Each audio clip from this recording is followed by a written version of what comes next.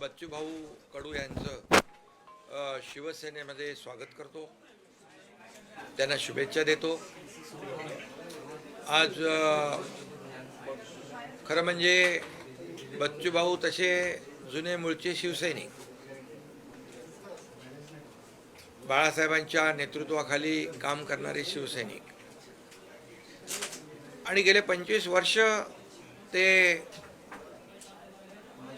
प्रहार संघटने सामाजिक संघटनेचं काम करतायत।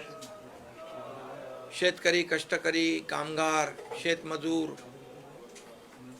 दिव्यांग, अगदी दलित, शोषित, पीडित, गोर गरीब जनतेसाठी लढणारा नेता, मी नेता नाही कार्यकर्ताच म्हणेल। कार्यकर्त्यासाठी कार्यकर्त्यांनी लढायचं असतं आणि कार्यकर्त्याच्या भूमिकेतून बच्चूभाऊंनी गेले अनेक वर्ष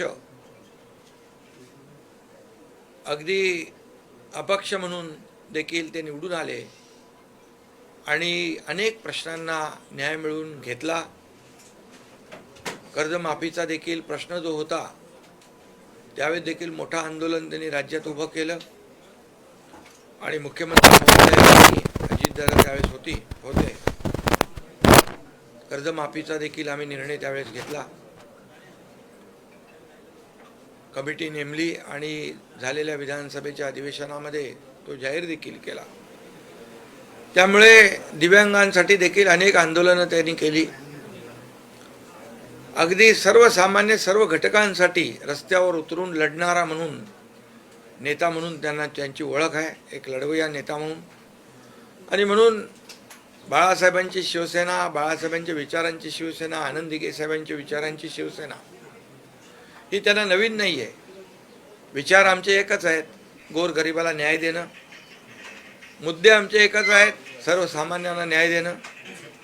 आणि त्यांनी फक्त विधानसभेची उमेदवारी मिळवण्यासाठी शिवसेनेमध्ये प्रवेश केला नाही, तर त्यांनी आमच्याशी चर्चा झाली आणि सर्वसामान्य, दिव्यांग, शेतकरी, शेतमजूर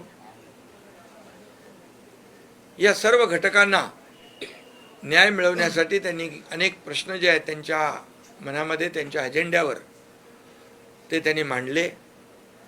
आणि आमचं महायुतीचं सरकार देखील सर्वसामान्यांचं आहे, गोरगरिबांचं आहे, कष्टकऱ्यांचं आहे, शेतकऱ्यांचं आहे, दिव्यांगांचं आहे।